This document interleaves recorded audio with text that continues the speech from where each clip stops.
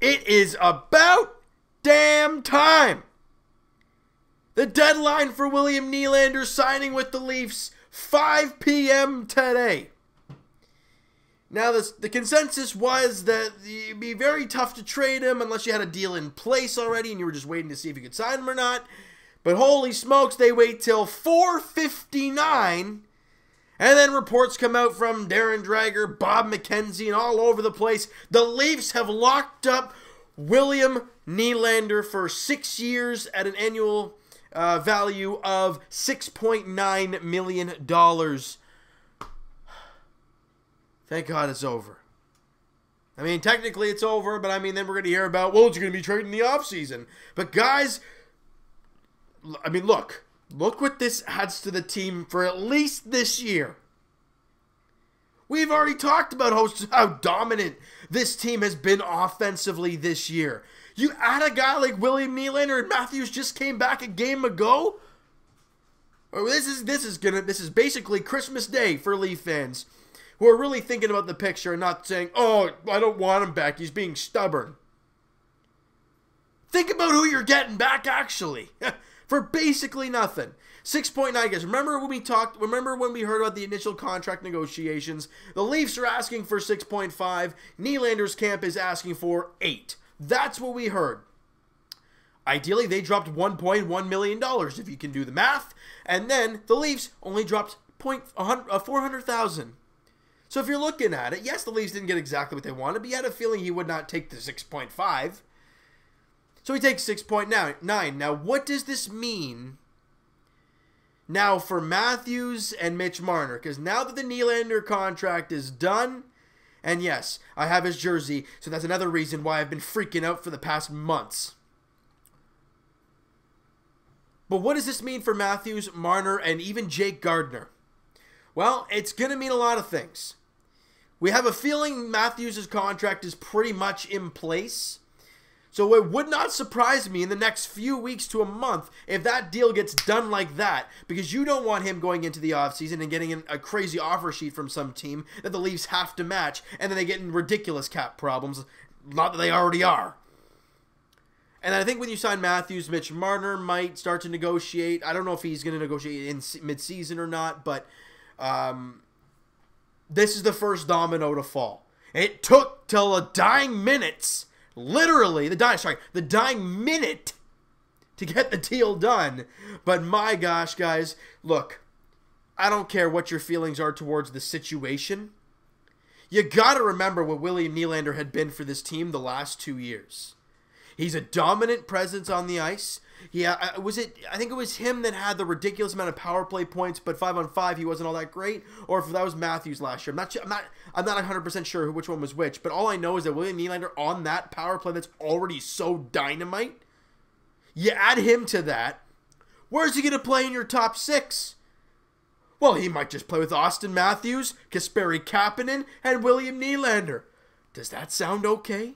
And then you keep the Tavares, Hyman, Marner line, because that line's a ridiculously fantastic line. And oh yeah, you got a third line of Kadri, Patrick Marleau, and then whomever else you want to throw in there, Connor Brown, Andreas Johnsson, whoever. I understand the Leafs were so deep offensively, and I know the defensive struggles, I get it. But not to mention, we've talked over and over about this team needing defense, and it's been broadcasted all over Toronto news and all over NHL news for that matter, that the Leafs need defense, right? That's what we continuously hear over and over and over again. But let me get a number to you right here. Goals allowed. The Leafs are third best in the entire National Hockey League in goals against. What are they? They are third in goals for, and they are third in goals against. Now, that is rightfully so to the play of Frederik Andersen, because he is absolutely incredible. The shots on goal, the Leafs aren't dead last. They've given up 33.3 shots a game. Look, guys, you look at the what we've seen over the past little while. The Leafs get outshot, they win a lot of games. Shots on goal doesn't mean a whole lot to me anymore. They used to, but if they're not quality chances, it doesn't really matter. So, and then goals allowed, your top 3.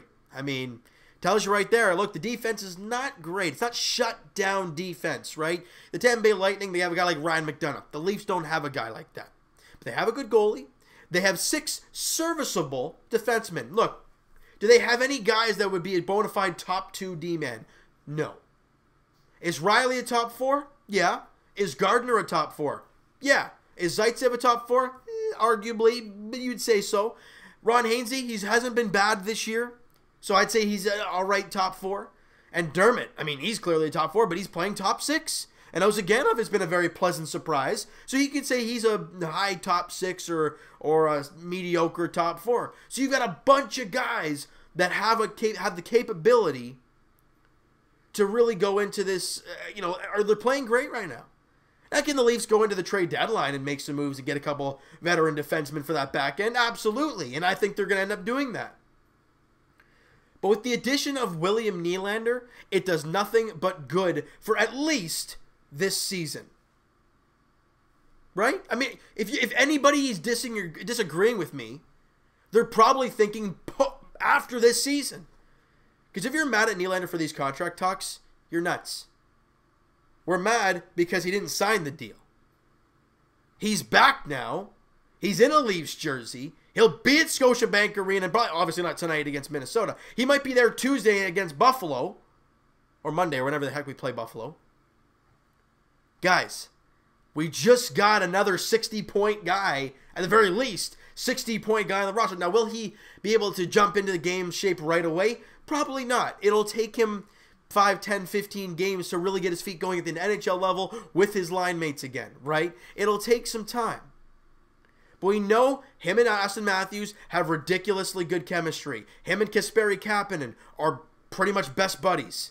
So, you put him with them, I don't think it's going to take a whole lot of time for him to get his juices flowing. But all I know is that the Leafs got William Nylander back. Hey, Evan, if you listen to the video there, bud, I'm 3 for 3. Tavares signed, Kawhi Leonard signed, and William Nylander is back. So there you go, Leaf fans. Gotta be happy. Now we can go into this Minnesota Wild game tonight in Minnesota, and if they come out with a victory, probably one of the best days as being a Leaf fan, other than John Tavares signing. But even this is, you win a game and you get Nylander back with all the drama. It's incredible. Other than a Stanley Cup win, this is a pretty darn good victory if they can win tonight against Minnesota as well. That'd be incredible. All right, so you know what, guys? That is going to do it for this one. You guys enjoyed this video, and you guys are ecstatic about William Nylander being back for at least this year, possibly 5 more years after that, or maybe less, depending on any contract situations in the future. But he got a 6-year deal at $6.9 million. How do you guys feel about the contract? Are you guys excited to see Willie back out there? Are you disappointed? You wanted him traded. We don't need Willie around here, our goal scorer. What are your thoughts towards this signing? Mine is not only because I have his jersey, because that's a big reason of why I'm happy. He's a big talent. With all the situation going on, we forget that kind of stuff. We're like, just trade him. He's 22 years old. He's been 2 years of 60 points. He ain't no schmuck. William Nylander is a dynamite hockey player in the National Hockey League. He deserves to get a little bit of money. He got $6.9 million over 6 years, no matter what team he ends up being with. If that may be the Leafs, great. If not, that's what he's making for the next 6 years, all right? We all had a feeling he would sign. I've had a feeling he'd sign, and he just did. What are your guys' thoughts towards the signing? It literally happened half an hour ago, so I'm trying to be right on top of this as I possibly can. I hope you guys enjoyed this video, and Evan and I will talk to you guys probably next Saturday, podcast edition. Link is in the description for the podcast channel and for the podcast itself on iTunes, guys. Twitter is also down below. Follow up, send me DM, do all that great stuff, and I will talk to you guys Raptors edition tonight as they're taking on the Cleveland Cavaliers in Cleveland, looking for win number 8 on the road. Well, they are on the road, but looking for 8 in a row. That's what I was looking for there. And as for the Leafs, guys, they look for win number 4 in a row. Both teams are flying on all cylinders right now. Leafs got Nylander back. They're in Minneapolis, Minnesota, taking on the Wild. The Buds look for their 4th straight victory. And let's see if Austin Matthews continues to show us why he is such a dominant presence on this team. Hope you guys enjoyed this video. Hope you guys are happy about Nylander being back. And we'll talk to you guys then.